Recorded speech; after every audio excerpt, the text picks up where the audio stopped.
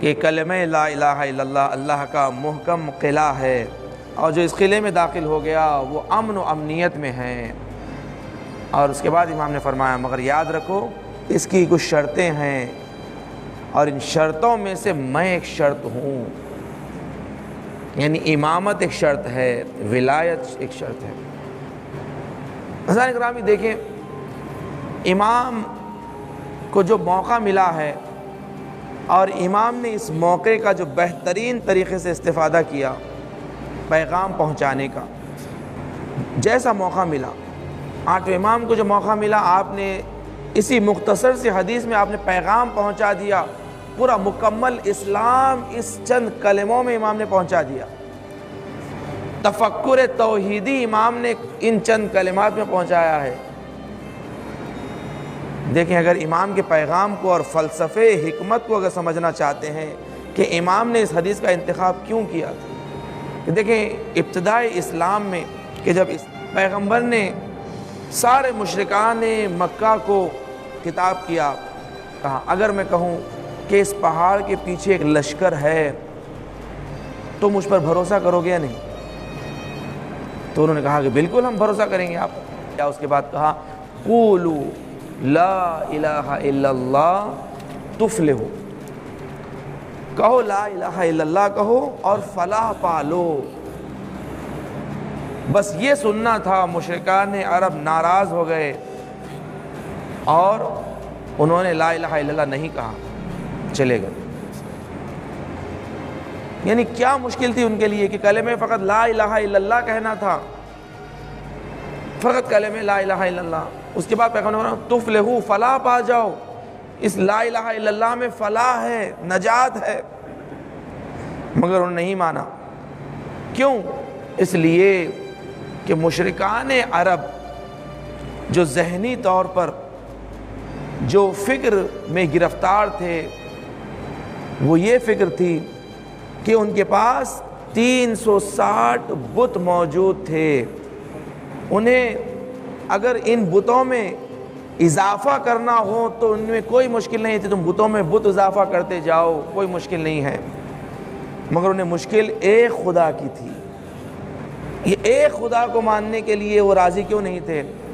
اس لیے کہ 360 بت اگر ان کے پاس ہے یا اس میں اضافہ بھی ہو جائیں، یہ سارے کے سارے خاموش خدا ہے، یہ بولنے والے خدا نہیں ہیں۔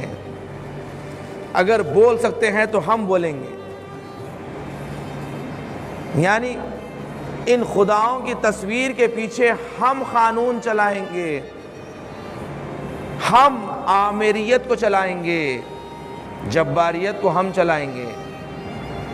مشرکان عرب جانتے تھے کہ یہ خاموش بتوں کو منوانا اس لیے ضروری تھا تاکہ ان کے پیچھے ہم حکومت کریں، ہماری حکومت رہیں۔ مگر یہ جو ایک خدا کی بات کر رہے ہیں، یہ خدا بولنے والا خدا ہے، یہ متکلم ہے، یہ بولتا ہے، یہ نبی بھیجتا ہے، یہ کتابیں ارسال کرتا ہے، یہ وحی نازل کرتا ہے، یہ فرشتے بھیجتا ہے، یہ شریعت بھیجتا ہے، یہ قانون بھیجتا ہے۔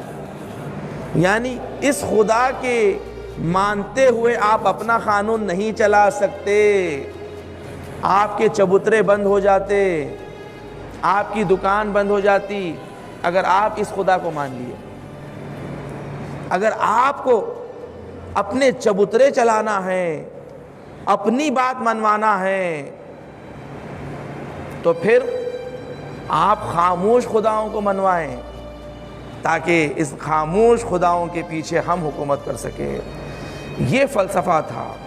آٹھویں امام نے فرمایا کہ دیکھو کلمہ توحید یہ 360 بتوں کو توڑتا ہے، یہ کلمہ یعنی ساری خداؤں کی خدائیت کو توڑ دیتا ہے یہ کلمہ لا الہ الا اللہ۔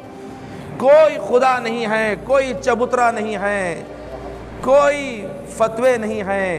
اگر شریعت ہوگی تو دین کی شریعت ہوگی، شریعت ہوگی تو علمیت کی شریعت ہوگی، مرجعیت کی شریعت ہوگی۔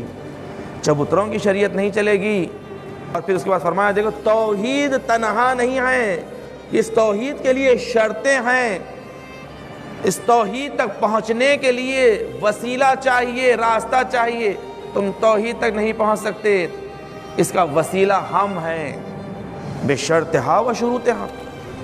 یاد رکھو یہ خدا جو ہم منوا رہے ہیں یہ بولتا ہوا خدا ہے، یہ بولتا رہے گا، تمہارے درمیان ایک حجت ضرور رہے گی جو بولتی رہے گی۔ یاد رکھو اگر یہ حجت پردے غیب میں چلے جائے تو یہ اپنا نائب چھوڑ کر جائے گی۔ صلوات پڑھے محمد والے محمد کی بارگاہ،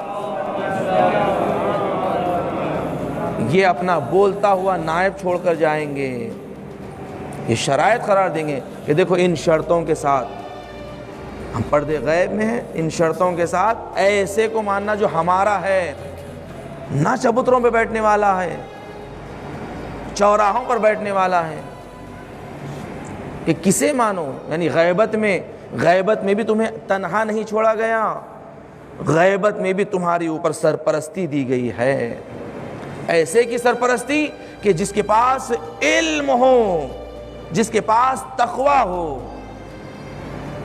علم اور تقوی۔ دیکھیں غدیر سے لے کے آج تک ہمارے پاس یہ دو عظیم سرمائے ہیں، علم اور تقوی۔ ہم غدیر کو اس لیے مانتے ہیں کیونکہ غدیر میں پیغمبر نے علم اور تقوی کی شناخت کروائی،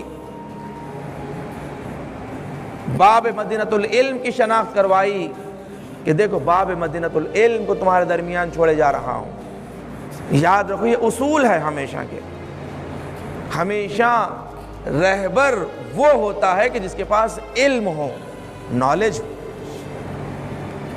اور جس کے پاس تقوی ہو، پرہیزگاری ہو۔ یہ دو چیزیں جہاں کمال پر ہوتی ہیں، رہبریت کی یہ دو شرطیں ہوتی ہیں، یہ دو شرطیں ہیں۔ اور ہمیشہ یاد رکھیے کہ پردے غیب میں بھی ہیں تو ہمارے پاس معیار ہے، یہ نہیں کہ نہیں ہمارے پاس یہ جو کتابیں موجود ہے یہ کتابیں کافی ہے، ہمیں کسی بولنے والے کی ضرورت نہیں ہے، ہمیں کسی راستہ دکھانے والے کی ضرورت نہیں ہے، ہمیں کسی معلم کی ضرورت نہیں ہے، یہ کتابیں ہیں، یہ ہم کتاب پڑھ لیں گے، خود سمجھ لیں گے۔ امام کیا کہنا چاہ رہے ہیں؟ آپ کو سمجھنے کے لیے استاد چاہیے، معلم چاہیے۔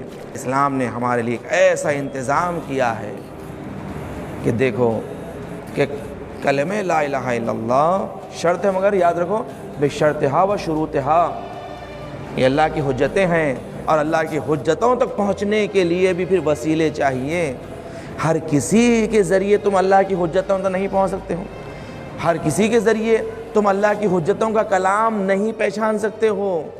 اللہ کی حجتوں کا کلام تمہیں پہچاننے کے لیے تمہیں ایسے چاہیے کہ جو ان کے کلام کی خوشبو کو پہچانتے ہو، کہ امام کیا کہنا چاہتے ہیں، امام کا مقصد کیا ہے، امام کیا بیان کرنا چاہتے ہیں، ان سے پوچھے، سوال کریں۔ امام نے جو نشاپور میں اس حدیث کا انتخاب کیا تھا، تا قیامت تک کے انتظام کر دیا ہدایت کا، اس حدیث میں قیامت تک کے ہدایت کا انتظام کر دیا کہ دیکھو معیار توحید کیا ہے۔ عزیزان گرامی،